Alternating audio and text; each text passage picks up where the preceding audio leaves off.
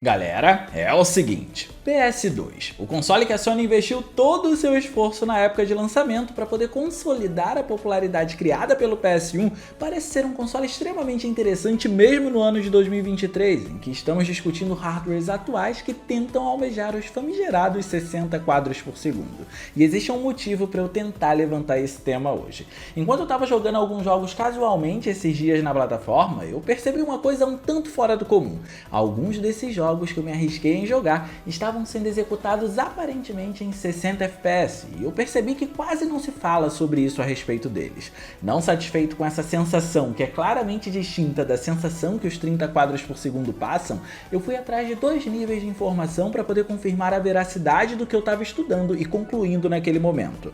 O primeiro nível de informação foi na internet. Eu fui em busca de sites e fóruns que reunissem acervo informativo sobre a performance de cada jogo que me chamou a atenção no console. Depois, para poder confirmar se de fato essas informações da internet estavam corretas, eu resolvi abrir o emulador de PS2, o PCSX2, para confirmar qual era a performance em que o game estava sendo executado. O PCSX2 consegue disponibilizar a informação da performance nativa do jogo, bem como o padrão de saída dele, para assim quem está jogando saber se ele está sendo executado no padrão americano de 60 Hz ou no padrão europeu de 50 Hz. Esses dois impactam na performance final de um jogo, e é importante que a informação fique clara quanto a isso para a gente poder seguir com a nossa história. E funciona assim: se um jogo roda no padrão de 60 Hz, o máximo que a taxa de quadros dele pode alcançar são 60 FPS, mas se ele roda no padrão europeu de 50 Hz, essa performance tem o máximo como 50 quadros por segundo. Porém, caso um jogo se destine aos 30 FPS, no caso do padrão europeu ele vai cair para metade dos 50 Hz, que são 25 quadros por segundo.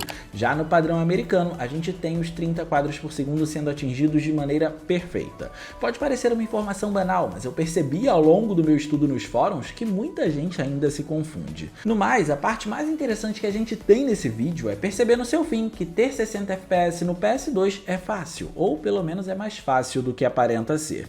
Todos os jogos vão parecer que tinham a obrigação de serem executados nessa performance quando a gente concluir o que começamos aqui. Parece que valeu a pena a Sony ter se esforçado tanto com essa plataforma. Por isso, claro, é muito importante que você clique no gostei, porque isso ajuda pra caramba, e de quebra você faz a boa ação do dia e se inscreve no canal ativando o sininho das notificações para não perder os vídeos de terças, quintas e sextas às 19 horas. O gênero de corrida é um gênero desafiador em qualquer plataforma por conta dos seus gráficos, mas a maior parte desses jogos se executam em 60 FPS no PS2. É quase como um padrão, o que é incrível, mas nós já vimos isso, não é nenhuma surpresa. Por outro lado, existe um outro gênero que é tão desafiador quanto. Estamos falando do gênero de Hack and Slash. Me digam, quantos jogos vocês já não viram desse gênero rodando em 30 FPS, que depois que receberam uma atualização para uma geração à frente e assim passaram a rodar em 60 quadros por segundo, ficaram muito melhores. Inúmeros, certo? O que acontece é que esse é um gênero que demanda muito de tudo, caso a ideia do desenvolvedor seja ambiciosa, especialmente no PS2. Por isso, ter 60 quadros por segundo por aqui, quando acontece, é uma tarefa que a gente precisa vangloriar sempre.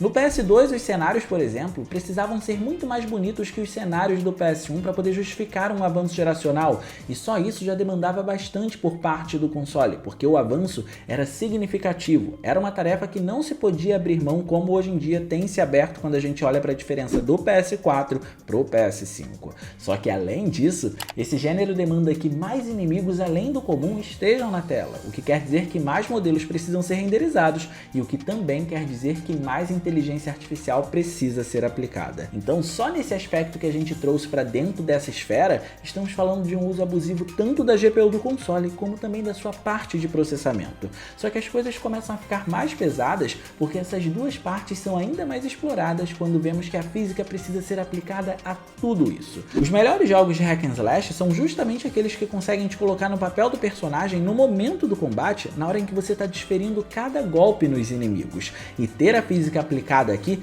é fundamental para ter esse tipo de sensação. E como a ideia é estruturar o assunto de hoje por ordem de poder, ou seja, como cada jogo demandou do console, ordenando do mais fraco até o mais forte, eu não poderia começar de maneira diferente, senão com Onimusha. E sim, Onimusha roda em 60 quadros por segundo. O primeiro Onimusha estava entrando em um novo território. Como ele chegou no começo da geração, enquanto eu jogava eu percebi uma clara insegurança por parte da Capcom no projeto na hora de manter os 60 quadros por segundo.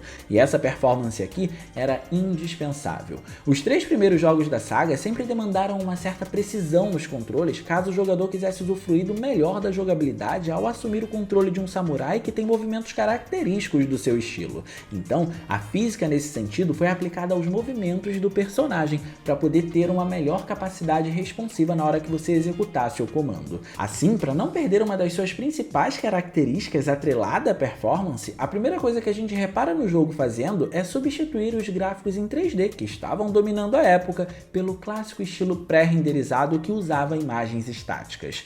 Ter imagens que representam os ambientes foi uma maneira de apresentar bons visuais se enquadrando na demanda da geração e de diminuir o peso do processamento do hardware para que assim ele pudesse conseguir trabalhar na performance em 60 quadros. Mas esse cenário ainda era tão inseguro que mesmo usando uma técnica consideravelmente leve, a Capcom não tinha muita certeza sobre como operar o hardware do PS2 para atingir bons visuais e ter 60 quadros por segundo. Então, no meio dos corredores do jogo, a quantidade de inimigos, por exemplo, não era muito grande e o tamanho dos cenários não era dos maiores. O que importava aqui eram os 60 quadros por segundo, e assim foi feito. Só que, um ano após o lançamento do primeiro Onimusha, a sequência já estava sendo disponibilizada no PS2, e essa parece ser uma lacuna de tempo muito pequena entre os dois, mas não é bem assim que acontece. O que aconteceu foi o seguinte: o desenvolvimento do primeiro Onimusha começou com foco no PS1, na verdade. Depois é que deram ênfase no PS2 porque ele comportaria melhor o projeto, ou seja, o jogo muito antes do PS2 ter sido lançado já estava sendo feito, e o desenvolvimento do segundo título, por conta disso, teve mais do que apenas um ano de tempo hábil, como essa lacuna está indicando que ele teve. E esse meio tempo foi fundamental. Para poder rodar em 60 quadros por segundo, o Onimusha 2 continua se focando em cenários pré-renderizados, mas existiram aprimoramentos que mostram que o PS2 foi melhor utilizado aqui na sequência. Os inimigos podem aparecer numa quantidade levemente superior agora, existem cenas que têm diversos NPCs e, por último, os ambientes. Os ambientes definitivamente estão muito melhores e mais detalhados, mesmo que sejam representados com uma imagem estática. Nesse segundo título, além de terem melhorado a qualidade da imagem que representa os cenários, a Capcom conseguiu trazer uma extensão de mapa maior e usar da facilidade dessas imagens para poder viabilizar uma variedade mais alta nos ambientes. O interessante é que, trabalhando tanto tempo com o estilo pré-renderizado nos seus jogos, a empresa dominou tão bem a técnica que, depois de entender como o PS2 funcionava, ela conseguia mesclar mais elementos em 3D na cena reproduzida com essas imagens. O 3D e o 2D viviam muito bem juntos e fez desse jogo um dos melhores gráficos do PlayStation 2 rodando em 60 quadros por segundo que, pasmem, são estáveis. E a união de gráficos e performance é algo admirável em qualquer geração, especialmente quando a gente considera que estamos falando da 6ª geração em que o poder era bem limitado. No entanto, o destaque aqui vai para o Onimusha 3. É incrível como esse jogo é bonito e fluido, mesmo hoje em dia. Essa, por exemplo, é uma imagem dele rodando direto do console, e o resultado é realmente muito bom, considerando tudo que o PS2 vinha fazendo naquela época. Mas eu tenho certeza que você reparou em algo de diferente na imagem, e essa diferença se deve pelo fato de que agora tudo está sendo renderizado em 3D pelo console. E quanto a isso, existem prós e contras. Descartaram completamente os gráficos pré-renderizados nesse jogo, e olhando de um ponto de vista, o título até pode não ter ambientes tão realistas quanto os de Onimusha 2, mas renderizar visuais em 3D dá possibilidades muito maiores no controle do que está acontecendo na cena. No próprio começo do game, existem muito mais elementos em tela no ambiente do que um dia a saga já teve, e como aqui não existem imagens no plano de fundo, a qualidade de todo o local fica mais nítida, porque está tudo sendo processado numa resolução maior do que aquelas imagens originalmente eram.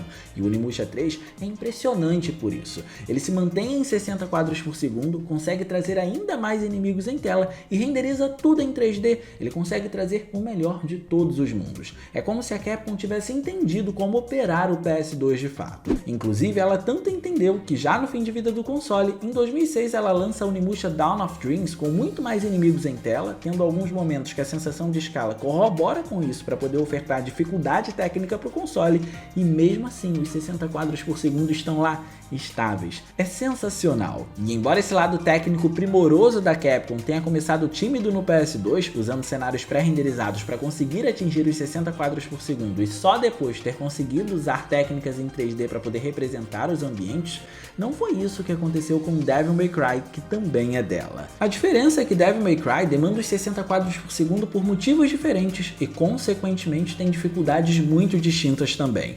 A ideia de Devil May Cry não é usar os 60 FPS para ter a precisão dos comandos para o personagem executar a ação, assim como a gente encontrava em Onimusha, mas sim mostrar uma dinâmica muito mais audaciosa no meio dos combates, a ponto de deixar o ritmo frenético e você imerso nele. Só que esse ponto só foi ser mais bem explorado no terceiro jogo da série. No primeiro game, olhando para os gráficos dos ambientes que eram renderizados completamente em 3D, podemos entender que os 60 quadros por segundo parecem ser algo difícil quando olhamos para Onimusha 1, que é mais ou menos do mesmo período, e ainda assim optou pela técnica pré-renderizada, ao invés de ser totalmente construída em 3D. Mas vejam só, o primeiro game da franquia Devil May Cry tinha um passo mais lento que os demais jogos que saíram depois na saga, porque ainda tinha resquícios de ser uma obra que originalmente seria um Resident Evil. Então, apesar dele ser um hack and slash, ele ainda não explorava os 60 quadros por segundo que ele tinha como se deveria. Só que a ideia deu certo. Os 60 FPS foram estáveis no fim das contas e era isso que importava. E como os resultados foram bons, a empresa decidiu ir um pouco além no Devil May Cry 2. O Devil May Cry 2 não é muito querido pela fanbase, mas ele traz um avanço significativo quando comparado ao anterior. Dos avanços menos importantes, se é que podemos chamar assim, podemos falar do modelo do personagem, que tem expressões faciais melhores e detalhes como o cabelo muito melhor representados. Já quanto ao avanço mais importante e que acaba tendo mais probabilidade de revelar uma dificuldade do console nos 60 quadros por segundo, é o aumento nos cenários que esse jogo trouxe. O último jogo depois dele que foi ter um ambiente que abusa de uma extensão desse nível na saga foi o Devil May Cry 5, por exemplo. Os cenários em Devil May Cry 4 e DMC Devil May Cry, mesmo rodando no PlayStation 3, que é uma geração à frente do PlayStation 2, são um pouco mais intimistas na maior parte do tempo e exploram um pouco essa parte. Já aqui, só no primeiro estágio, o segundo jogo já te coloca no meio de uma cidade praticamente abandonada para você explorar, e para compor esse ambiente, ele aumenta o número de inimigos comparado ao que a gente encontrava no Devil May Cry 1. Mas felizmente, ele mantém os 60 quadros por segundo mesmo com esses avanços, seguindo o padrão da franquia. São 60 quadros por segundo estáveis. Eu não acho que o Devil May Cry 2 é o melhor jogo da saga, nem de longe, muito menos o melhor graficamente dentro do PS2, mas a parte técnica é sem dúvida muito interessante justamente por criar ambientes que passam uma certa sensação de liberdade ao evitar o máximo de loadings possíveis, mesmo dentro de um cenário com um escopo mais extenso. E isso não foi feito no terceiro game. O terceiro game é sem dúvidas o que mais demanda do PS2, mas demandar tanto e manter 60 quadros por segundo não é uma tarefa tão fácil quanto parece. Então sim, aqui temos cenários com texturas melhores e mais efeitos de iluminação, retirando um pouco do aspecto opaco do jogo anterior. E ao mesmo tempo em que ele faz isso, ele traz muitos inimigos em tela também. Tanto que comparar a quantidade de inimigos desse jogo com qualquer um dos outros dois que a gente mencionou, chega a ser desleal. Devil May Cry 3 tem inimigos a todo momento, em qualquer lugar, independentemente da demanda gráfica. Você sempre vai ter muitos inimigos para poder entrar em combate. E essa é a melhor parte de um hack and slash. Ele consegue imprimir isso muito bem usando os 60 quadros por segundo. Numa sala pequena, muitos inimigos vão aparecer. No ambiente externo, eles também vão surgir de maneira desenfreada. Só que para poder renderizar tudo isso em 60 quadros por segundo, muitos loadings foram inseridos, ao contrário do que aconteceu com Devil May Cry 2. Os cenários são visivelmente menores que os do jogo anterior para poder haver concentração de detalhes e para não demorar muito para você ir para outros ambientes. Por isso, de forma constante, o jogador é apresentado a ambientes novos num curto período de tempo para poder gerar a sensação de variedade que o título estava demandando. Por conta disso, no PS2, esse é o jogo da franquia que melhor se aproveita dos 60 FPS para poder se configurar como um jogo de hack and slash, e não à toa, ele é referência dentro do gênero até hoje em dia. Mas nenhum desses casos parecem ser impressionantes quando a gente olha para o começo da geração e vê Metal Gear Solid 2 rodando nessa exata mesma performance, os 60 quadros por segundo. E acho que não importa o quanto eu fale de cada jogo dessa franquia por aqui, nunca vai ser o suficiente. Renderizar cenas com modelos de personagem em alta qualidade, ambientes que brincam com efeitos de iluminação, reflexos que estão por toda parte e um sistema de física que determina diferentes padrões de movimento para chuva que acontece no começo do jogo, influenciando até no movimento da bandana do Snake, são elementos que poucos jogos da sexta geração de consoles têm.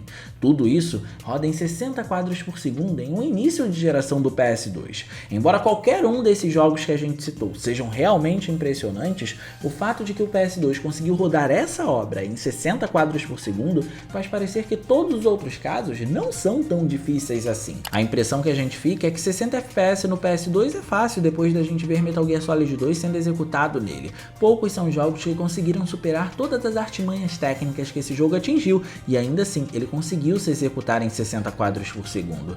Ou seja, a demanda aqui foi muito alta e mesmo assim o console conseguiu atingir essa performance. Mas deixa aqui no campo dos comentários qual é o outro jogo do PS2 que você sabe que roda em 60 quadros por segundo ou que você desconfia. Eu quero saber um pouco da sua experiência e quem sabe isso não vire vídeo. E no mais, eu vou ficando por aqui, eu espero muito que vocês tenham gostado desse vídeo. Se vocês gostaram, não se esqueçam de clicar no gostei, porque isso ajuda pra caramba e de quebra você faz a boa ação do dia e se inscreve no canal ativando o sininho das notificações para não perder os vídeos de terças, quintas e sextas às 19 horas. Minhas redes sociais vão estar aparecendo por aqui, se vocês quiserem trocar uma ideia, sou todo ouvidos.